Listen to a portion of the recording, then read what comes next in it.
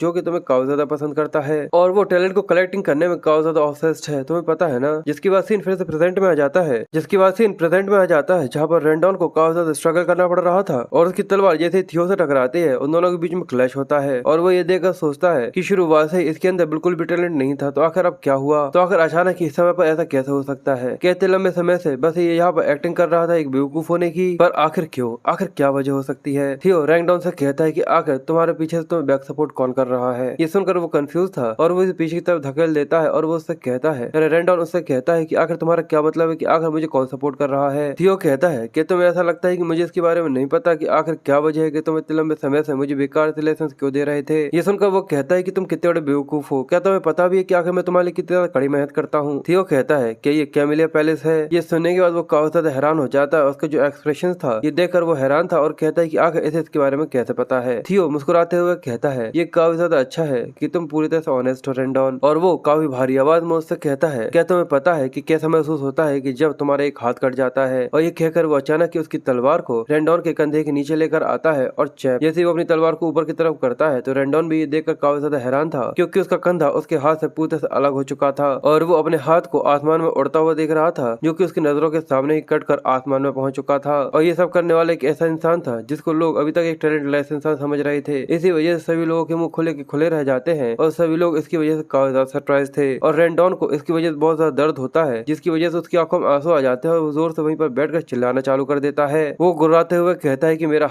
हाथ अगर तुम्हारे जैसे एक बेवकूफ की हिम्मत भी कैसे हुई कि उसने मेरे साथ ऐसा कुछ किया। और थियो आगे बढ़ते हुए कहता है कि मैं पूरी तरह से इसके लिए तैयार हूँ क्योंकि मुझे काफी ज्यादा स्ट्रॉन्ग बनना है। और वो सच में उसके सामने जिस तरीके से खड़ा हुआ था वो काफी ज्यादा खतरनाक लग रहा था और वो ये देखकर कहता है कि मुझे और भी ज्यादा ताकतवर बनना ही होगा। और थियो उससे कहता है कि पिछली बार तुमने मुझसे क्या कहा था, जितनी भी सारी चीजें हो रही हैं वो सारी की सारी गलती मेरी है। ये सुनकर वो कंफ्यूज था और वो कहता है कि आखिर तुम्हारा मतलब क्या है। पर थियो अपने गुस्से में आकर अपनी तलवार को घुमाते हुए अपनी काफी ज्यादा खतरनाक आंखों के साथ उससे कहता है कि अब ये तुम्हारी गलती है कि आज तुम यहाँ पर मरने वाले हो। और ये कहकर वो जैसे अपनी तलवार को घुमाता है उसे अपने पास के जितने फ्लैशेस थे वो सभी याद आ जाते हैं कि उसकी जो कंडीशन थी वो रेंडोन की वजह से किस तरीके से थी। इसलिए वो उससे कहता है कि रंगनार जो कि हमेशा ये यकीन करते हैं कि जो स्ट्रॉन्ग है वही रूल करता करता है और उसे याद आता है कि रेंडोन ने उसे कहा था कि तुम सबसे ज्यादा कमजोर, सबसे ज्यादा कमजोर। और उसको इस तरीके से तलवार घुमाता हुआ देखकर रेंडोन बहुत ज्यादा घबराया हुआ था और उसके चेहरे पर उसका डर साफ दिख रहा था। इसलिए वो उससे कहता है कि रुक जाओ, पर अगले ही पल हमें आसमान में उसका सिर उड़ता हुआ दिखाते हैं, जो कि थियो ने अपनी तलवार को घुमाकर उसकी गले से अलग कर दिया था। और ये सीन सच में काफी ज्यादा ग्रुसम है, क्योंकि उसने अब यहाँ पर अपना बदला ले लिया था। जिसके बाद सिस्टर नोटिफाइड करते हुए बताता है कि उसने अपने ट्यूटोरियल को यहाँ पर सक्सेसफुली कंप्लीट कर लिया है। और सभी लोग ये देखने के बाद काफी ज्यादा हैरान थे और यहाँ पर एवलिन काफी ज्यादा मुस्कुरा रही थी और वहाँ पर एक और आदमी खड़ा हुआ था जो ये देखकर काफी ज्यादा खुश हो रहा था। और अब उसका सिस्टम नोटिफाइड करते हुए बताता है कि वो अभी अपने रिवॉर्ड को लेना चाहता है, तो वो यस पर क्लिक करता है और अपने रिवॉर्ड को ले लेता है। और अब यहाँ पर थियो सच में काफी ज्यादा कूल लग रहा है, वो काफी ज्यादा ओपी है। अब इस स्पोर्ट्समैनशिप कंपटीशन के यहाँ पर खत्म हो जाने के बाद सब कुछ शांत हो जाता है, पर सभी लोग काफी ज्यादा हैरान थे और वो काफी ज्यादा पसीने के साथ ये सब देख रहे थे कि एक बेवकूफ यहाँ पर जीत गया, एक मिड टायर के स्पोर्ट्समैन से जीत गया। आखिर ऐसा कैसे हो सकता है? थियो ये देखकर कहता है कि आखिर ये कितना ज्यादा कमजोर और बेवकूफ था। मैंने अपनी पास्ट लाइफ एक ऐसे इंसान के हाथों में बिता दी जो कि ऐसा इंसान था, पर अब चीजें आज के बाद से काफी ज्यादा अलग और काफी ज्यादा मुश्किल होने वाली है। और सिस्टम से जो उसे रिवॉर्ड मिला था उसके अंदर एक एबिलिटी मिलती है ऑब्जर्वेशन, और एक एडिशनल रिवॉर्ड भी मिला था जिसमें उसे 1 साल का मैजिकल पावर और मिलता है। ये देखकर वो कहता है कि मैजिकल पावर, और आखिर जो ऑब्जर्वेशन वो असल में आखिर है क्या। और हमें उसके ऊपर एक आदमी को दिखाते हैं जो कि जंप कर वहाँ पर आ रहा था, पर थियो को इसके बारे में बिल्कुल भी आइडिया नहीं था। पर जैसे वो नीचे लैंड करता है उसके पीछे की जो पूरी जमीन होती है वो फट जाती है, जिसकी वजह से थियो काफी ज्यादा हैरान हो गया था और काफी ज्यादा कंफ्यूज भी। और वो आदमी जैसे ही वहाँ से निकल कर आता है वो थियो को जोर से चिल्लाते हुए आवाज देता है। ये देखकर वो घबराते हुए जैसे पीछे की तरफ मुड़ता है तो वो अपने सामने एक काफी ज्यादा बड़े आदमी को देखता है जिसकी एक आंख पर पैच लगा हुआ था और वो मुस्कुराकर थियो को ही देख रहा था। और उसके सामने आते हुए हमें इसके बारे में बताया जाता है कि ये डीमन ड्रैगन है, इसका नाम जूलियस है। और उसको यहाँ पर देखने के बाद जो थियो की हालत होती है वो सच में काफी ज्यादा पतली हो जाती है। और थियो की नहीं, वहाँ पर बैठे हुए जितने भी लोग थे उन सभी की हालत भी काफी ज्यादा पतली हो गई थी। और वो कहते हैं कि आखिर व्हाइट आर्मर ड्रैगन यहाँ पर क्या कर रहा है, ये तो द 9 ड्रैगन्स में से एक है। पर एवलिन दूसरी वजह से परेशान थी, वो घबराते हुए कहती है कि कमांडर आपने जो फ्लोर है उसे पूरी तरह तबाह कर दिया, क्या नॉर्मली यहाँ पर आना सच में इतना ज्यादा मुश्किल होता है। और जूलियस जो कि डीमन ड्रैगन है उसके अंदर से निकलने वाला ऑरा इतना ज्यादा खतरनाक होता है कि उसकी वजह से आसपास का जो एरिया था वो पूरे डार्क एनर्जी से भर गया था। और थियो काफी ज्यादा घबराया हुआ था और वो कहता है कि आखिर ये यहाँ पर क्या कर रहा है, आखिर मैंने क्या किया है। और जिस तरीके से उसके अंदर से एनर्जी निकल रही थी थियो काफी ज्यादा घबरा रहा था। पर अचानक की जो सीन होता है वो पूरे चेंज हो जाता है, क्योंकि जो जूलियस था वो वहाँ पर खिलखिलाना चालू कर देता है और वो उसे पीठ पर जोर जोर से मारते हुए कहता है कि सच में काफी ज्यादा एक्साइटिंग था, ये काफी ज्यादा अच्छा है, काफी ज्यादा अच्छा। और जो थियो की हवा थी वो पूरी पतली हो गई थी, क्योंकि उसके जो हाथ का प्रेशर ही था वो भी काफी ज्यादा खतरनाक था, जिसकी वजह से उसके मुंह से खून आ रहा था। और जूलियस हंसते हुए कहता है कि मैं सच में काफी ज्यादा सरप्राइज हूँ, तुम सच में इस तरीके की किसी चीज को रखे हुए हो, ये काफी ज्यादा कमाल की चीज है कि एक स्टूडेंट अपने मास्टर को सरपास कर सके। नहीं पर ये थोड़ी सी डिसरेस्पेक्ट थी, क्योंकि तुमने उसे यहाँ पर मार दिया। पर जैसा कि मैंने उसके बारे में सुना है उस तरीके के इंसान ऐसी चीज को डिजर्व करते हैं। ये सुनकर थियो जैसे जूलियस को आवाज देता है, पर वो तभी हंसते हुए कहता है कि छोड़ो, आखिर इसकी कौन को चिंता है। जिसके बाद वो थियो के कंधे पर हाथ रखता है और वो उससे कहता है कि आओ और व्हाइट आर्मर ड्रैगन को ज्वाइन करो। ये सुनने के बाद वो काफी ज्यादा कंफ्यूज था और जो एवलिन थी वो उसको देखकर मुस्कुरा रही थी, पर वहाँ पर बैठे हुए सभी लोग उन लोगों के मुंह खुले के खुले रह गए थे। ये देखना काफी ज्यादा मजेदार है और सभी लोग कहते हैं कि एक बेवकूफ रंगनाक इसको व्हाइट ड्रैगन आर्मर नाइट्स के अंदर स्कॉल्ड किया जा रहा है, भले ये कितनी ज्यादा कमाल की लड़ाई क्यों न लड़ी हो, पर फिर भी आगे ऐसा कैसे हो सकता है। पर तभी उसके साइड में खड़ा हुआ रिम उन लोगों को शांत करता है और उन लोगों से कहता है क्या तुम्हें ऐसा लगता है कि सच में ये किसी अप्रेंटिस सोर्ट्समैन के साथ पहली बार हो रहा है, ऐसा कभी भी नहीं हुआ, एक ऐसे इंसान के साथ जो कि अवेकनिंग सेरेमनी को भी कंप्लीट कर चुका हो उसे भी नहीं लिया जाता। ये सुनकर रिमिंग कहता है कि बिल्कुल, इसे बिल्कुल भी नहीं पता होगा, ये चीज पूरे से इम्पॉसिबल है कि किसी की ट्रू पोटेंशियल के बारे में पता लगाया जा सके जब उसका जो माना वॉल है वो पूरे से क्लोज्ड हो, और भले ही उनकी जो सोर्ट्समैनशिप हो वो काफी ज्यादा एक्सेप्शनल हो, पर फिर भी जो मैजिक पावर वो काफी ज्यादा लैक करती है। और यहाँ तक जूलियस भी कितना ज्यादा ग्रेट क्यों ना हो, पर फिर भी वो इस चीज के लिए श्योर नहीं हो सकता। तो आखिर डीमन ड्रैगन को क्या सच में इसके अंदर इस तरीके का पोटेंशियल दिख रहा है जैसा कि कभी उन्होंने मौका मुझे दिया था, शायद ऐसा हो सकता है। पर जो थियो होता है वो जूलियस तक कहता है कि मैं आपको डिक्लाइन करना चाहूंगा, और वो पूरा चुप था और उसके जो एक्सप्रेशंस होते हैं वो वहाँ पर किसी को कुछ भी नहीं कह सकते थे। और जो डीमन ड्रैगन होता है वो भी ये सुनने के बाद काफी ज्यादा हैरान हो जाता है, क्योंकि उसके यहाँ पर काफी ज्यादा बड़ी बेइज्जती हो गई थी। पर ये सुनने के बाद और भी लोग थे, उन लोगों के भी तोते उड़ चुके थे, क्योंकि वो लोग ये सुनकर और भी ज्यादा हैरान होते हैं, क्योंकि किसी को इतनी ज्यादा बड़ी अपॉर्चुनिटी मिली थी, यानी ये कहना चाहिए कि उसने खुद से उसको लात मार दी है। इसकी वजह से वहाँ पर पूरे लोग काफी ज्यादा हैरान थे और वहाँ पर पूरे में शांति छा जाती है। पर अब इसकी वजह से सभी लोग उसके बारे में बातें करना चालू कर देते हैं और अब वो यहाँ उसको बेवकूफ कहने के बजाय यंग मास्टर थियो कहने लगे थे। फिर सीन शिफ्ट होता है और हमें एक मेड को दिखाते हैं जो कि एक लड़की के पास आती है और वो उसे सारी की सारी बातें बताती है। वो कहती है तो इसका तो यही मतलब है कि जो उसका मास्टर है वो काफी ज्यादा कमजोर था, देखकर लगता है कि वो पूरे से बेवकूफ इंसान था। और ये सब देखने के बाद डीमन ड्रैगन ने डायरेक्टली उसको स्क्रॉल करने की कोशिश करी white armour armoured dragon army के अंदर, पर यंग मास्टर ने डिक्लाइन कर दिया, ये कह कर के जो उसके स्किल्स है वो चीज के लिए पूरे से एफिशिएंट नहीं है। एक हम्बल रंगनाक तो हर दिन ऐसा कुछ नहीं देख सकते। और हमें वहाँ पे एक लड़के को दिखाते हैं जिसके हाथों पर कई सारे टैटूज बने हुए थे और वो काफी ज्यादा खतरनाक लग रहा था। जिसके बाद सीन कैमिली पैलेस का होता है, जहाँ पर एक लेडी कहती है कि अब चीजें काफी ज्यादा कॉम्प्लिकेटेड हो रही है। मुझे यकीन नहीं हो रहा कि रैंडॉन मारा गया, और हम इसके बारे में बताया जाता है कि इसका नाम एमिली है और ये इस पैलेस की लेडी है। तो उसके पीछे खड़ा हुआ आदमी उससे कहता है कि माय लेडी, आपको इसकी चिंता करने की जरूरत नहीं है कि आपने रैंडॉन को इसलिए असाइन नहीं किया था क्योंकि उसकी जो स्किल्स है वो काफी ज्यादा बेकार थे। वो कहती कि ऐसे किसी इंसान की मौत हमारे लिए बिल्कुल भी चिंता दे नहीं है मेरे बड़े भाई। और हमें इसके बारे में बताया जाता है जिसके बारे में मैंने पहले ही बताया था कि इसका ड्रैगन है एड। एमिली आगे कहती है कि डीमन ड्रैगन ने डायरेक्टली पर्सनली जाकर उसको अप्रोच करने की कोशिश करी थी। और इसके अलावा ये भी कहा जा रहा है कि जो एवलिन है उसको इस चीज के ऑर्डर मिले हैं। इसका तो यही मतलब है कि अब हम लोग और भी न्यू मास्टर्स के साथ उसको असाइन करके उसे बिल्कुल भी इंटरफेयर नहीं कर सकते। अगर उसने अब ये शुरू कर दिया और वो अपने पैरों पर खड़ा हो गया तो रोज पैलेस के ऊपर टेक ओवर करना काफी ज्यादा मुश्किल हो जाएगा।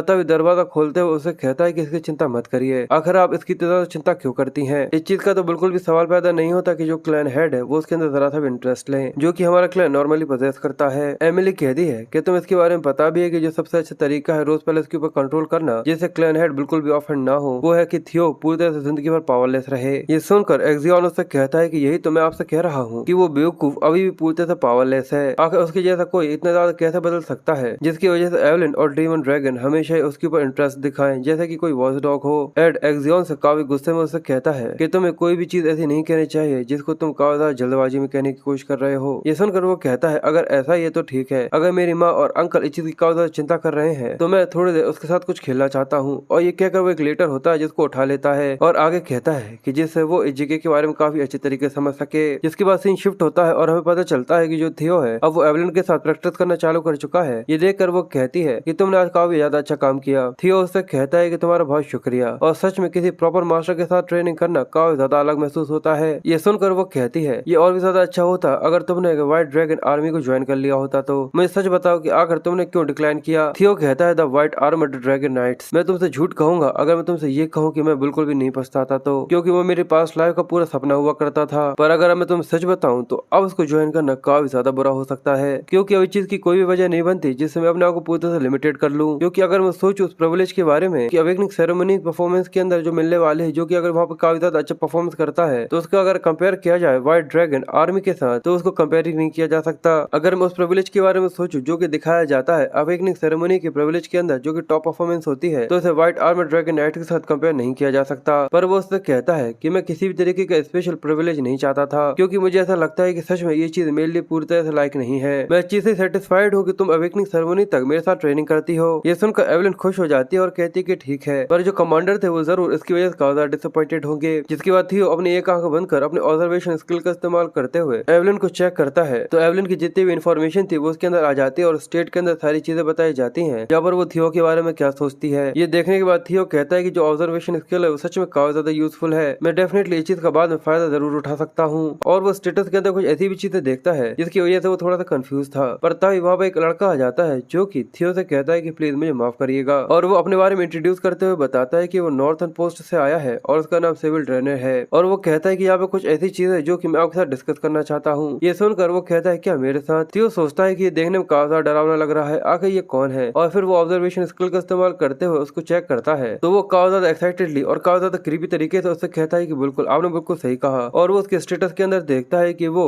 उसके अंदर यानी थियो के साथ लड़ने के लिए पूरी तरह से पागल हो रहा है। और ये जानने के बाद जो थियो की शक्ल होती है वो देखने में सच में काफी ज्यादा फनी लगती है। और अचानक थियो के सामने उसका लास्ट ट्यूटोरियल क्वेस्ट आ जाता है कि जो उसका टाइटल था इनविजिबल ऑफ द रग्नार, उसे खत्म करना होगा। और उसकी जो परसेंटेज थी वो 28 पर पहुंच चुकी थी। और वो लड़का उससे कहता है कि मैं इच्छा करता हूँ कि मैं आपको फॉलो करूँ। और वो उससे कहता है कि यंग मास्टर थियो मैं आपको फॉलो करना चाहता हूँ। मैं अगर आपको सच बताऊँ तो इतने लंबे समय से मैं बस आपको इग्नोर करता था और मुझे यकीन था कि जो आपको टाइटल मिला था वो पूरी तरह परफेक्ट था। और ये सुनने के बाद थियो को सच में उसके ऊपर काफी ज्यादा गुस्सा आ रहा था। और वो लड़का आगे कहता है पर मैं ये सीखने के लिए यहाँ पर आता था कि आप हर सुबह यहाँ पर आते थे, पर मैं ये सीखना चाहता हूँ कि आप हर दिन हर सुबह सभी लोगों से पहले आ जाते हैं और सभी लोगों से काफी ज्यादा हार्डर ट्रेनिंग करते हैं, जिसकी वजह से जो रिजल्ट है वो काफी ज्यादा कमाल का था। और जो थियो और रैंडॉन की जो लड़ाई थी वो देखने के बाद सभी लोग वैसे भी काफी ज्यादा हैरान थे और ये देखकर वो भी काफी ज्यादा हैरान था। और वो कहता है कि उसके बाद से कि जो आपके काफी ज्यादा कमाल की ग्रोथ है उसको देखने के बाद मैं काफी ज्यादा सरप्राइज हूँ। और उसके बाद से यंग मास्टर थियो आप मेरे आइडल बन चुके हैं, इसलिए प्लीज मुझे एक मौका दे जिससे मैं अपनी तलवार को आपकी तलवार से टकरा सकूं, यानी आपके साथ एक डुएल कर सकूं। सकूं। थियो कहता है कि नॉर्मली मैं इसकी जो ट्रू इंटेंशन है उनके ऊपर काफी ज्यादा डाउट करता, पर सारी चीजें देखने के बाद ऐसा लगता है कि ये सच में काफी ज्यादा बड़ा जीनियस है। पर ये काफी ज्यादा अनएक्सपेक्टेड था, क्योंकि रेंडोंग को हराने के बाद रूमर्स पूरे में फैल चुके हैं कि जो लॉर्ड जूलियस है उनकी अटेंशन पूरे में फैल चुकी है। मुझे लगता है कि लोग इस चीज की वजह से काफी ज्यादा ओवरवेल्म हो रहे हैं कि आखिर वो किस तरीके से मुझे अटेंशन दे रहे थे। इसी वजह से वो खुद से ये चीज टेस्ट करना चाहते हैं। और हमें दिखता है कि उस लड़के के पीछे और भी कई सारे लोग थे जो कि यहाँ पर थियो से लड़ने के लिए आए हुए थे। और ये देखकर वो कहता है कि कम से कम चलो, अब रंगनाथ के अंदर ऐसे कई सारे लोग तो हैं जिनके अंदर अभी खुद की प्राइड बची हुई है। और ये चीजें पूरी तरह से श्योर है कि आखिर में मुझे ऐसे कई सारे लोगों की जरूरत है जो कि मेरे साथ खड़े हों, जिससे मैं रंगनार का क्लैन हेड बन सकूं। और इसके अलावा ये क्वेस्ट जो ये मेरा फाइनल ट्यूटोरियल क्वेस्ट है कि मुझे कैसे भी कर इस टाइटल को एस्केप करना है, और ये एक नई अपॉर्चुनिटी है जो कि मेरी नई जिंदगी को आगे बढ़ाने के लिए काफी ज्यादा अच्छी होगी। इसलिए थियो एवेलिन से कहता है कि मुझे यहाँ पर थोड़ा सा मौका मिल सकता है। वो कहती है कि बिल्कुल अपने स्किल्स को शो ऑफ करो। इसलिए थियो भी अपनी तलवार को अपने सामने रख देता है और उससे कहता है कि बिल्कुल। जिसके बाद थियो वहाँ पर प्लेज लेना चालू करता है, और ये देखकर एवेलिन को काफी ज्यादा अच्छा लग रहा था, और वो लड़का भी काफी ज्यादा एक्साइटेड होते हुए अपनी प्लेज लेने चालू कर देता है। जिसके बाद अब उन दोनों के बीच में स्पा चालू हो जाता है, और वो लड़का तेजी से थियो की तरफ बढ़ना चालू कर देता है, जो कि देखने में काफी ज्यादा खतरनाक लग रहा था। और जैसे उसकी तलवार थियो से टकराती है, थियो काफी ज्यादा आसानी से उसकी तलवार के अटैक को ब्लॉक कर लेता है। ये देखकर वो काफी ज्यादा हैरान था, और वो लड़का कहता है कि काफी ज्यादा तेज है। और ये बोलने के बाद भी कि वो साउथ इंस्पेक्शन ऑफिसर का आइडल है, क्या मुझे अपनी स्पीड के ऊपर सच में इतना ज्यादा कॉन्फिडेंट होना चाहिए। और ये कहकर वो लगातार थियो के ऊपर हमला करना चालू कर देता है, और साथ ही सोचता है कि मुझे यंग मास्टर थियो से ऐसा ही उम्मीद करना चाहिए कि जो उसके स्किल्स है वो सच में एक रियल डील है। पर थियो उसके अटैक्स को ब्लॉक करते हुए कहता है कि ये तो एक बेवकूफी है। अगर मैं अपने पास्ट लाइफ में होता तो उसके कुछ हिट्स को लेने के लिए भी मुझे काफी ज्यादा स्ट्रगल करना पड़ता, पर बिल्कुल अब चीजें काफी ज्यादा अलग है। और ये कहकर जैसे ही थियो अपनी तलवार को घुमाकर उसके ऊपर हमला करता है, इसकी वजह से वो लड़का काफी ज्यादा तेजी से सरकते हुए जाता है, और कहता है कि ये चीज अब मेरे लिए काफी ज्यादा आसान है। और अब वो यहाँ पर काफी ज्यादा आसानी से हार गया था, और उस लड़के के मुंह से खून आ जाता है, और वो बहुत दूर जाकर गिरा था, जिसकी वजह से एक धमाके के साथ वो वहाँ पर बेहोश हो जाता है। और फिर होश आते हुए कहता है कि जैसा कि मुझे यंग मास्टर थियो से एक्सपेक्ट करना चाहिए था, मैं हार चुका हूँ। और थियो भी उससे कहता है कि ये काफी ज्यादा अच्छी लड़ाई थी। जिसके बाद वो अपने आप को देखते हुए कहता है कि रुको, क्या मैं अपने ऊपर ऑब्जर्वेशन स्किल को इस्तेमाल कर सकता हूँ। और जैसे ही वो ऐसा करता है तो वो खुद को ही ऑब्जर्व करना चालू करता है, और देखकर काफी हैरान होता है कि वो अपने खुद के स्टेटस विंडो को देख पा रहा है। और वो ये देखता है तो उसका सिस्टम उसे बताता है कि जो उसके स्टेट्स है उसे नंबर के अंदर दिखाया गया है कि आखिर उसकी पावर कितनी ज्यादा है। और वो ये देखकर कहता है कि जो एबिलिटी मुझे मिली है वो कैटेगरी अंडर टैलेंट है। इसका मतलब अगर मैं लगातार इसी तरीके से क्वेस्ट करता रहता हूँ तो मुझे ऐसे और 4 स्किल्स मिलेंगे। और इसके अलावा मैं सच में पर्सनली अपने खुद के स्टेटस वैल्यू को भी चेक कर सकता हूँ। देखकर लगता है कि जो मेरे मैजिक पावर स्टेट्स है वो मेरे पास लाइफ से काफी ज्यादा अच्छा है, और मेरे पास ड्रैगन हार्ट भी है। पर आखिर नेगेटिव लक का क्या मतलब है? क्या मैं किसी तरीके श्रापित हूँ या फिर कुछ ऐसा ही? क्या अपनी पास्ट लाइफ में भी मैं इतना ही ज्यादा अनलकी था इस सब की वजह से? अब मुझे कोई रास्ता देखना होगा जिससे मैं अपने लक को काफी ज्यादा तेजी से बढ़ा सकूं। और थियो अचानक ही थोड़ा सा कंफ्यूज होकर पीछे की तरफ देखता है, तो ये देखकर काफी ज्यादा हैरान था, क्योंकि वहाँ पर ऐसे कई सारे लोग खड़े हुए थे जो कि उसको ही घूर घूर कर देख रहे थे। ये देखकर वो काफी ज्यादा कंफ्यूज था। एवलिन ये देखकर कहती है कि इस चीज से फर्क नहीं पड़ता कि आखिर रैंक डाउन कितना ही कमजोर था, पर फिर भी वो एक मिड रैंक स्पोर्ट्समैन था, और थियो ने रैंक डाउन को हराया है। और इसके अलावा उसने कमांडर की अप्रूवल को भी रिसीव किया है। और जो रूल है कि जो स्ट्रॉन्ग का मोटो होता है, यहाँ पर केवल 2 रिएक्शन ही मिल सकते हैं, या तो वो लोग इससे काफी ज्यादा जलने लगे हैं, या फिर वो इसकी वजह से काफी ज्यादा एडमायर हो चुके हैं। और जिस तरीके से वो लोग यहाँ पे एक जगह पर आकर इकट्ठे हुए हैं, देखकर तो ऐसा लगता है कि जैसे कि सभी शब्द एक ही जगह पर आ गए हैं, और ऐसा लगता है कि जितने भी रूमर्स थे वो पूरे सच थे, और वो लोग बस यहाँ पर उन दोनों के बीच की लड़ाई के बारे में बात कर रहे थे। और सभी लोग बस अब यहाँ पर थियो से लड़ने के बारे में ही सोच रहे थे। वो बस ये चाहते थे कि वो एक बार उससे लड़ सके। और जो थियो था वो सभी के स्टेटस को देख रहा था कि सभी लोग काफी ज्यादा ईगर है उसे स्पा करने के लिए। थियो ये देखकर एक लंबी सी सांस लेता है, जिसके बाद वो अपने सामने खड़े हुए लड़के को बुलाता है। ये देखकर वो काफी ज्यादा कंफ्यूज था, और वो कहता है कि तुम मुझे जानते हो? वो कहता है कि मेरे सामने आओ, चलो स्पा करते हैं। ये सुनने के बाद वो अपनी प्लेज लेना चालू करता है, और थियो भी अपनी प्लेज लेता है। जिसके बाद उन दोनों के बीच में एक स्पा स्टार्ट हो जाता है, जहाँ पर उन दोनों के बीच में एक काफी ज्यादा इंटेंस बैटल चल रही थी। और इसमें जो थियो की सूट में से प्रैक्टिस थी वो काफी ज्यादा तेजी से इंक्रीज हो रही थी। और जैसे ही उसके सामने का जो लड़का था वो अपनी तलवार को घुमाता है, थियो काफी ज्यादा आसानी से जैसे उसकी तलवार उसके गले के सामने आ जाती है, वो अपनी तलवार से उसके अटैक को रोक लेता है, और काफी ज्यादा तेजी से उसकी तलवार को घुमाते हुए उसकी तलवार को उसके हाथ से छोड़वा देता है। और इसकी वजह से जो उसका स्पोर्ट्समैन का हार्ट था वो भी काफी ज्यादा तेजी से इंक्रीज हो रहा था। वो लड़का ये देखने के बाद काफी ज्यादा कंफ्यूज था, और वो यहाँ पर हार चुका था। और सिस्टम बताता है कि थियो को उस लड़के का अप्रूवल मिल चुका है, जिसकी वजह से जो उसका लक था वो 1% से बढ़ गया था। ये देखने के बाद थियो काफी ज्यादा हैरान था, और वो कहता है कि उसके अप्रूवल की वजह से मेरा लक बढ़ चुका है। तो क्या इसका मतलब ये है कि ये मेरे रेपुटेशन को भी ट्रैक करता है? और अब वो ये समझ चुका था कि आखिर उसे अपने लक को किस तरीके से बढ़ाना है, इसलिए वो एक एक कर सभी लोगों से लड़ना चालू करता है, और एक एक कर सभी लोगों को हराता जाता है। उनके बीच में काफी ज्यादा इंटेंस बैटल होती है, और एक एक कर सभी लोगों को हराते हुए उसका जो लक था वो एक एक कर बढ़ता जा रहा था, क्योंकि सभी लोग जैसे उसे यंग मास्टर मानने के लिए अप्रूव करते हैं, उसका लक एक से बढ़ता जाता है और वो यहाँ पर लगातार एक एक कर सभी के साथ लड़ रहा था। और ऐसे ही देखते देखते वो सभी लोगों से लड़ चुका था। अब केवल कुछ ही लोग थे जो कि यहाँ पर उसे लड़ने के लिए बाकी थे, या फिर ये कहना चाहिए कि सभी लोग यहाँ पर हार चुके थे। थियो इस तरीके से लड़ने की वजह से काफी ज्यादा थक गया था और वो कहता है कि इस पॉइंट पर मैं सभी लोगों से काफी ज्यादा लड़ चुका हूँ, और जो उसका परसेंटेज था वो बढ़कर केवल 29 पर पहुंचा था, यानी वो केवल 1% से इंक्रीज हुआ था। और अब वो ये देखकर समझ जाता है क्योंकि ये सब मुझे काफी ज्यादा आसानी से अप्रूव कर चुके हैं, इसलिए उसे एक ऐसे इंसान से लड़ने की जरूरत है जो कि काफी ज्यादा स्ट्रॉन्गर हो, और या फिर ऐसा इंसान जो कि उसे काफी ज्यादा कम आंकता हो। तभी उनके पीछे से एक लड़का आता है जो कि आते हुए कहता है, देखकर ऐसा लगता है कि तुम पहले ही काफी ज्यादा थक चुके हो। थियो पीछे की तरफ देखते हुए कहता है कि जब मुझे आराम करना होगा मैं कर लूंगा, पर मुझे अभी ऐसा नहीं करना। तो वहाँ से आते हुए वो कहता है, अगर ऐसा है तो ठीक है, मैं इस समय तुम्हें रिक्वेस्ट करता हूँ कि तुम मुझसे लड़ाई करो। और वहाँ पर आया हुआ कोई और नहीं, द सिल्वर लाइन रीमिन था। ये देखने के बाद थियो भी काफी ज्यादा हैरान हो जाता है और कहता है कि ये तो रीमिन है, ये तो द 4 हॉर्न्स में से एक है। जिसके बाद हमें नॉर्थ के 4 हॉर्न्स के बारे में बताया जाता है कि फोर्थ जिसका नाम हल्किस है, थर्ड जिसका नाम रे है, सेकंड जिसका नाम रेमिंगटन है, और पहला जिसका नाम एक्सियन है। और ये टाइटल ये रेफर करता है कि ये चारों अवेकनिंग सेरेमनी जनरेशन से पहले के काफी ज्यादा स्ट्रॉन्गर लोग हैं। जिसके बाद रेमिंग अपने बारे में इंट्रोड्यूस करते हुए बताता है और कहता है कि मैं यहाँ पर अवेकनिंग सेरेमनी से पहले अपने लॉर्ड के स्वॉर्डमैनशिप को देखने के लिए आया हूँ। साथ ही वो उसे आगे कहता है कि इसके अलावा मैं तुम्हारा शुक्रिया करना चाहता हूँ क्योंकि तुमने मेरे यहाँ पे एक इच्छा को पूरा किया है जिसके लिए मैं काफी ज्यादा लंबे समय से इंतजार कर रहा था। और वो उसके स्टेटस को देखता है जहाँ पर वो काफी ज्यादा सरप्राइज था क्योंकि अचानक ही उसके सामने एक ऐसा दुश्मन अपीयर हो गया था जिसके बारे में उसने कभी भी नहीं सोचा था, यानी वो थियो के बारे में कह रहा है। जिसके बाद थियो भी अपने आप को इंट्रोड्यूस कर और प्लेज लेना चालू करता है और साथ ही सोचता है कि मैंने ऐसा कभी भी नहीं सोचा था कि जिस इंसान की मैं काफी ज्यादा रिस्पेक्ट करता हूँ, एक ऐसा सोर्ट जीनियस रेमिंगटन यहाँ पर मेरे सामने आ जाएगा। मुझे ये चीज थोड़े समय के लिए इग्नोर करनी चाहिए कि मैं यहाँ पर एक क्वेस्ट की प्रोग्रेस को बढ़ा रहा हूँ, इसलिए वो कहता है कि ये मेरे लिए काफी ज्यादा बड़े ऑनर की बात है कि मैं एक ऐसे इंसान से लड़ाई कर रहा हूँ जो कि नार्कलो क्लैन का डिप्यूटी हेड है। साथ ही वो सोचता है कि मुझे इसके खिलाफ कैसे ही कर लड़ाई करनी होगी, जो भी सब मेरे पास है उस सबको मिलाकर। और ये सुनकर रेमिंग उससे कहता है कि मैं भी सोचता हूँ कि तुमसे मुझे काफी ज्यादा अच्छी बैटल महसूस हो, और रेमिंग कहता है कि मैं भी एक काफी ज्यादा अच्छी लड़ाई चाहता हूँ। और रेमिंग अपने सामने बढ़ते हुए रेमिंग को देखते हुए कहता है कि मैं सच में जो मैं अभी हूँ मैं यहाँ पर रहकर रेमिंग को हरा सकता हूँ, क्योंकि उसके अंदर से निकलने वाली जो एनर्जी होती है वो सच में एक सिल्वर लाइन की होती है जो कि सच में काफी ज्यादा ओवरवेलमिंग थी। और जैसे ही उन दोनों की तलवारें टकराती हैं उन दोनों के अंदर से प्रेशर निकलना चालू होता है और उसका जो स्टेटस था उसकी परसेंटेज 30 से बढ़ चुकी थी और उसका जो परसेंटेज था वो 30 पर पहुंच चुका था। पर हमें दिखाते हैं कि थियो और रेमिन जो एक दूसरे से लड़ रहे थे उन दोनों के बीच में जो रेमिन की तलवार थी वो यहाँ पर क्रैक हो जाती है, यहाँ पर टूट जाती है। ये देखने के बाद सभी लोग काफी ज्यादा हैरान थे क्योंकि जो थियो की तलवार थी वो उसके टकराने की वजह से यहाँ पर टूट गई थी और रेमिंग ने अपनी तलवार को थियो के गले पर रख दिया था। सभी लोग काफी हैरान थे और कहते हैं कि यंग मास्टर थियो यहाँ पर हार चुके हैं, पर किसी को भी अपनी आंखों पर भरोसा नहीं हो रहा था और वो कहते हैं भाई ये तो एक ऑब्वियस रिजल्ट था, इस चीज से फर्क नहीं पड़ता कि यंग मास्टर कितने भी ज्यादा बढ़ चुके हों, पर फिर भी ये चीज तो पूरी नामुमकिन है कि वो स्ट्रॉन्गेस्ट जनरेशन के किसी इंसान को इतनी आसानी से हरा सके। पर वो लड़का चिल्लाते हुए कहता है कि पर जो फाइटिंग स्पिरिट यंग मास्टर की है वो काफी ज्यादा खतरनाक है। पर अचानक ही उन लोगों के कानों में एक आवाज सुनाई देती है कि मैं यहाँ पर अपनी हार मानता हूँ। ये सुनकर सभी लोग काफी ज्यादा हैरान थे क्योंकि जो रेमिंग था वो यहाँ पर हार मान चुका था और वो कहता है कि ये काफी ज्यादा कमाल का डुअल था कि जो तलवार तुम यहाँ पर इस्तेमाल कर रहे थे वो पहले से ही काफी ज्यादा खराब हो चुकी थी और इस चीज के बारे में तो मेंशन नहीं किया गया कि तुम पहले से ही थके हुए थे, इसलिए ये डुअल यहाँ पर मेरी हार होती है। थियो कहता है कि बैटलफील्ड के अंदर ऐसा कोई भी नहीं होता जो कि इस तरीके की कंसंट्रेशन को रखे, मेरी हार तभी हो चुकी थी जब मैंने इस तलवार को मेरे लिए चुना था। अब ये बोलकर वो दोनों ही शांत हो जाते हैं, जिसके बाद वो दोनों एक दूसरे के साथ हाथ मिलाते हैं और रेमिंग उससे कहता है कि मैं उम्मीद करता हूँ कि अगली बार हम दोनों के बीच में काफी ज्यादा अच्छा डुअल होगा। ये सुनकर वो कहता है कि मैं भी, और उन दोनों को इस तरीके से एक दूसरे के साथ हाथ मिलाता हुआ देखकर सभी लोग काफी ज्यादा सरप्राइज होते हैं और अब उसकी जो परसेंटेज थी वो धीरे धीरे करके बढ़ने लगी थी और अब वो 35 पर आ गई थी।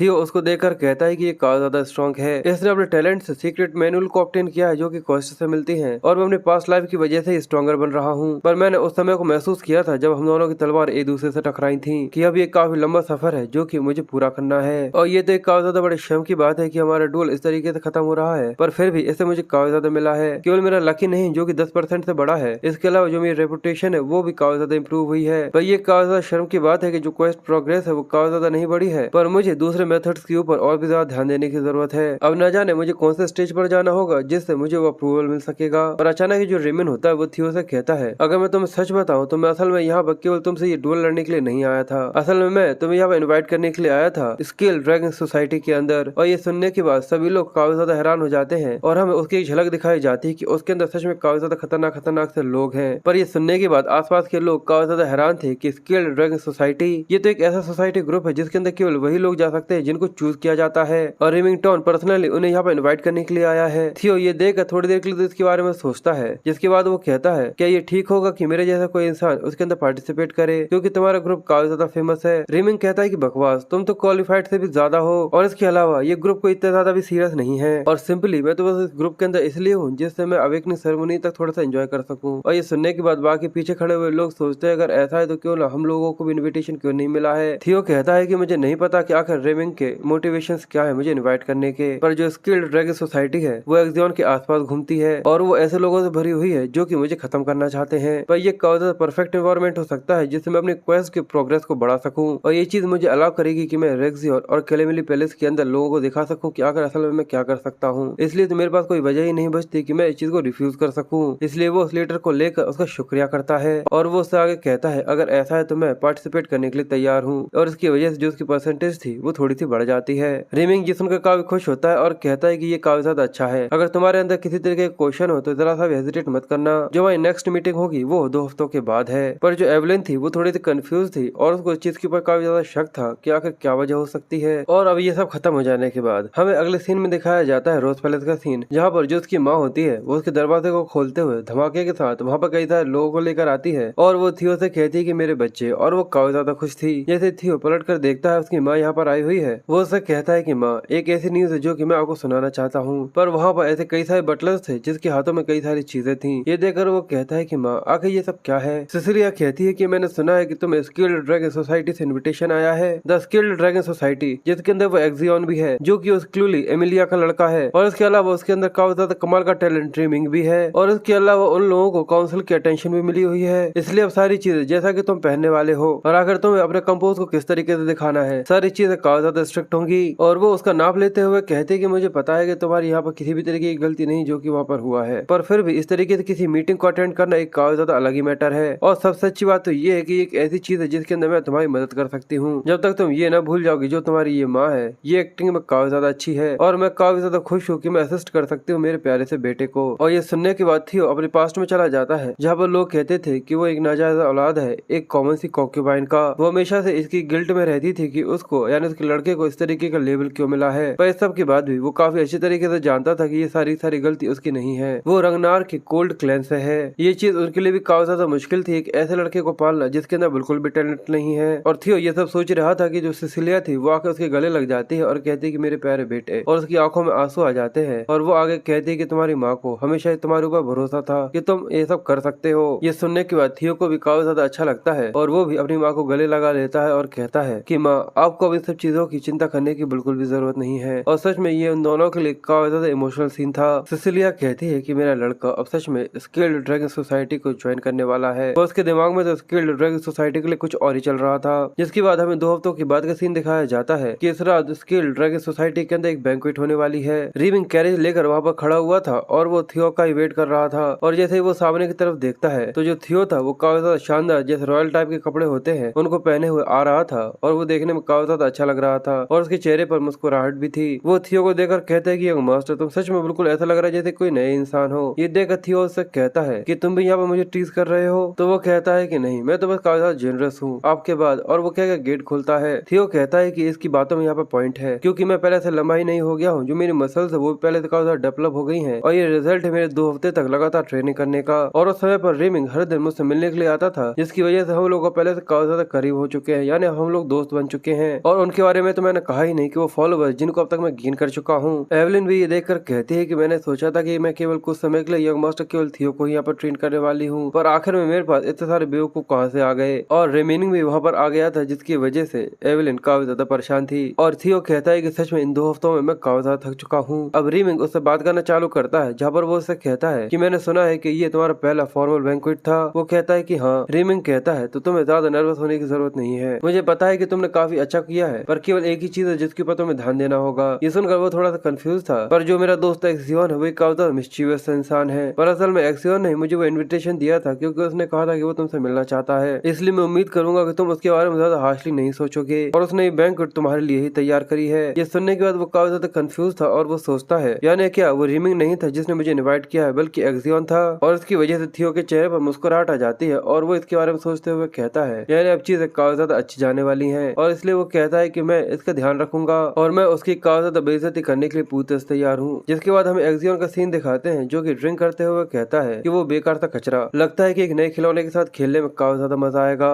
जिसके बाद हमें बाहर का सीन दिखाते हैं जहाँ पर कैरेज रुक चुका था और रीमिंग उससे कहता है कि मास्टर हम लोग यहाँ पर आ चुके हैं। जैसे वो लोग कैरेज से बाहर आते हैं और वो अपने सामने देखता है कि वहाँ पे एक काफी ज्यादा बड़ा कैसल है और वही कमेलिया पैलेस है और यहीं पर वो लोग रहते हैं जिन लोगों ने रेंडोन को उसके पीछे लगाया था जिससे वो उसकी ग्रोथ को यहाँ पर इंटरफेयर कर सके। और यही वो लोग जिन आखिर में उसे उसकी माँ को और पूरे रोज पैलेस को तबाह कर दिया था। रीमिंग उससे कहता है क्या हम अंदर चलें? वो कहता है कि हाँ बिल्कुल। रीमिंग उसे आगे बताता है कि मैंने सुना है कि एक्सियन पर्सनली यहाँ पर आकर तुम्हें ग्रीट करना चाहता है, तो मुझे ऐसा लगता है कि वो एंट्रेंस पे जरूर हमारा वेट कर रहा होगा। पर थियो सोचता है कि ये चीज तो काफी ज्यादा ऑब्वियस है कि आखिर एक्सियन ने मुझे यहाँ पर क्यों बुलाया है, क्योंकि जब से रंगनाक एक इनविजिबल काफी ज्यादा एक्टिंग करने लगा है तो जरूर मेरी ट्रिक्स को देखने के लिए कि आखिर मैं किस तरीके से ये सब कर रहा हूँ वो जानने की कोशिश करेगा। पर ऐसा बिल्कुल भी नहीं है कि मैं यहाँ पर बिना किसी प्लान के आ गया हूँ। मैं तुम्हें इस चीज का एहसास कराऊंगा एक्सियन कि अगर तुम यहाँ पर किसी को ट्रिम करने की कोशिश कर रहे हो। पर तभी उसे किसी चीज का एहसास होता है और वो ऊपर से एक लाइट को आता हुआ देखकर कहता है कि ये तो वही ब्लू लाइट है जो कि क्वेस्ट से निकलती है। तो क्या कैमेलिया पैलेस के अंदर किसी तरीके का क्वेस्ट है? पर तभी जो रीमिंग होता है वो घबराते हुए थियो को आवाज देता है। ये सुनकर जैसे वो पीछे की तरफ देखता है तभी वहाँ पे काफी ज्यादा बड़ा धमाका हुआ था। ये देखकर रीमिंग काफी ज्यादा हैरान था और वो उससे कहता है कि थियो, पर वो उससे कहता है कि मैं पूरी तरह से ठीक हूँ क्योंकि ये केवल आटा है। और रीमिंग गुस्से में ऊपर की तरफ चिल्लाते हुए कहता है कि आखिर तुम क्या सोच रहे हो कि आखिर तुमने ये क्या किया है? और थियो कहता है कि मैं बिल्कुल भी इसे डॉज नहीं कर पाता और मुझे हिट लग जाता अगर मैं अपनी प्रीवियस लाइफ के अंदर होता। मुझे ऐसा लगा था कि रीमिंग भी इस समय मिला हुआ है, पर इसको देख ऐसा नहीं लगता कि असल में कुछ ऐसा है, क्योंकि वो उसके स्टेटस को देख रहा था, क्योंकि वो भी यहाँ पर काफी ज्यादा कंफ्यूज था। और थियो ऊपर की तरफ देखते हुए कहता है यानी यहाँ पर फ्लोर के साथ मेरा स्वागत हो रहा है और वो जो कि यहाँ पर सच में कुछ ऐसा कर सकता है वो केवल एक इंसान है। और एक्सियन बाहर आते हुए उससे कहता है कि तुम्हें क्या लगता है ये तो केवल दोस्तों के बीच में एक ग्रीटिंग है, पर जिस तरीके से तुम्हारे कंसर्न लग रहे हैं ऐसा लगता है कि तुम मना कर रहे हो। पर रीमिंग उसमें चिल्लाते हुए कहता है कि ग्रीटिंग आखिर तुम्हारा मतलब क्या है? तो एक्सियन गुस्से में चिल्लाते हुए कहता है कि तुम इस तरीके से एक्टिंग कर रहे हो जैसे कि तुम काफी ज्यादा गुस्सा हो। पर एक्सियन चिल्लाते हुए कहता है कि तुम सच में इसकी वजह से काफी ज्यादा गुस्सा हो, ये तो बस दो भाइयों के बीच में एक ग्रीटिंग थी तो उसको इस तरीके से ही रखो। और थियो जो उसका स्टेटस होता है उसको पढ़ लेता है जिसमें वो केवल उसको एक टॉय की तरह देख रहा था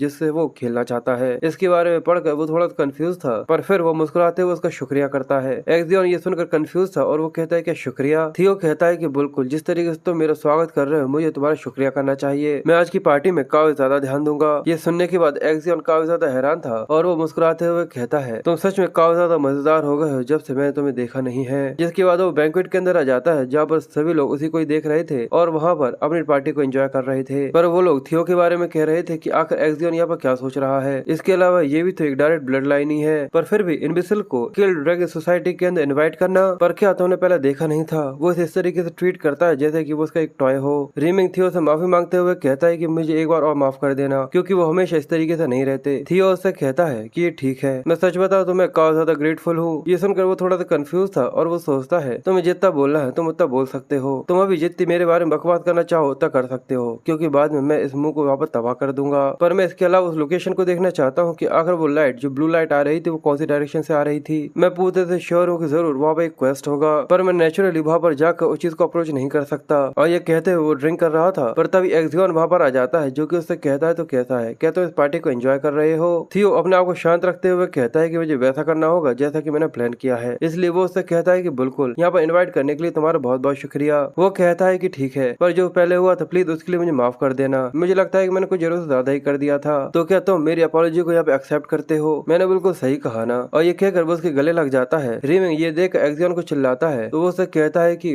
अपॉलॉजी क्यों? ये सुनकर जो रीमिंग था वो थोड़ा सा कंफ्यूज था और वो कहता है कि मुझे तो बस याद है कि तुमने मुझे यहाँ पर ग्रीट किया था। एक्सियन ये सुनने के बाद काफी कंफ्यूज था और वो कहता है कि क्या? और वो हंसते हुए पीठ थपथपाते हुए उससे कहता है कि देखो तो हमारे थियो को, तुम तो काफी ज्यादा मजेदार हो, मैंने सोचा नहीं था कि तुम सच में ऐसे हो सकते हो, तुम तो पिछली बार जब मैंने तुम्हें देखा तो उससे काफी ज्यादा बदल चुके हो, मैं तुम्हें पहले से और भी ज्यादा पसंद करने लगा हूँ। और ये सुनने के बाद वहाँ पर खड़े हुए जो लोग थे वो देखकर एक इवल से स्माइल देना चालू करते हैं और कहते हैं जरा देखो तो जिस तरीके से ये यहाँ पर मुस्कुरा रहा है और एक्टिंग कर रहा है, ऐसा लगता है कि ये किसी तरीके की एक्सियन की बिच है, एक नाजायज औलाद जिसके पास किसी तरीके की जड़ ना हो, वो किसी नोबल ब्लड लाइन के खिलाफ कुछ कर ही नहीं सकता। ये तो पूरी तरह से सच है, भले ये रंगनारे क्यों ना हो, पर जो पूरी डिफरेंट लेवल है वो पूरी तरह से अलग है। और ऐसी और भी कई सारी बातें होती जो कि वो लोग वहाँ पर थियो के बारे में उल्टी सीधी लगे हुए थे, पर जो थियो था वो ये सब सुनकर मुस्कुरा रहा था। पर अब जो पानी था वो हद से ऊपर जा चुका था क्योंकि वो लोग यहाँ पर केवल थियो के अलावा जो रीमिंग था उसके बारे में बातें करना चालू कर देते और उससे कहते कि वो भी तो एक नाजायज है। पर तभी उसका एक साथी था वो उससे कहता है कि बकवास करना बंद बंद करो। क्या तुम भूल चुके हो कि ये एक फॉरबिडन टॉपिक था? और इसकी वजह से जो रीमिंग था वो पूरा शांत हो जाता है और उसे असल में काफी ज्यादा गुस्सा आ रहा था। इसलिए थियो कहता है कि मैं सोच रहा था कि मैं इसको थोड़े और लंबे समय तक सहूंगा, पर अब ऐसा लगता है कि ऐसा नहीं हो सकता। इसलिए वो एक्सियोन से कहता है कि मुझे लगता है कि मेरे जो नए दोस्त है उन लोगों को भी तो यहाँ पर ग्रीट करना चाहिए। इसलिए वो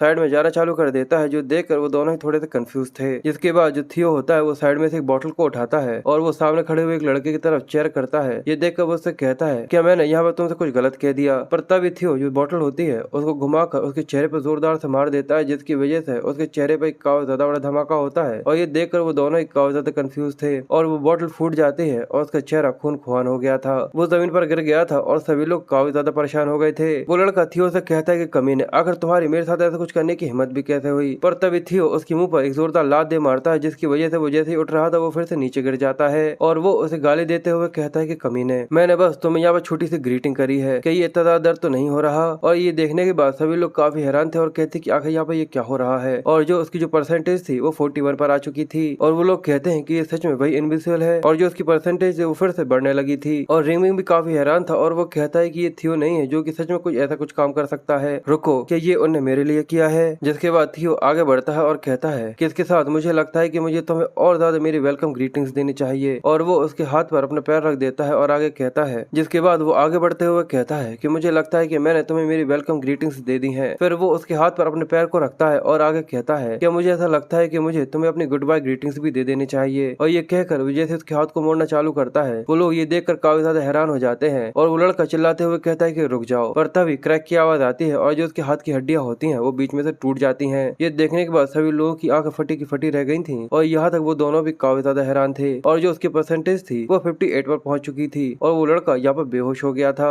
और अब थियो उस लड़के को यहाँ पर छोड़ देता है, जिसके बाद बड़ी स्टाइल में खड़ा होते हुए उससे कहता है कि यहाँ पर कोई और भी है जो कि मुझसे हेलो कहना चाहता है। और अब उसकी परसेंटेज 66 पर पहुंच गई थी। पर अचानक ही वहाँ पर 4 गार्ड्स होते हैं जो कि जंप करते हुए उसको घेर लेते हैं और फिर अपनी तलवारों को निकाल कर जल्दी से आकर थियो के गले पर रख देते हैं और उसे कहते हैं कि ये मास्टर को हर्ट करने के पाप में तुम्हें यहाँ पर सजा के तौर पर अपनी जान देनी होगी।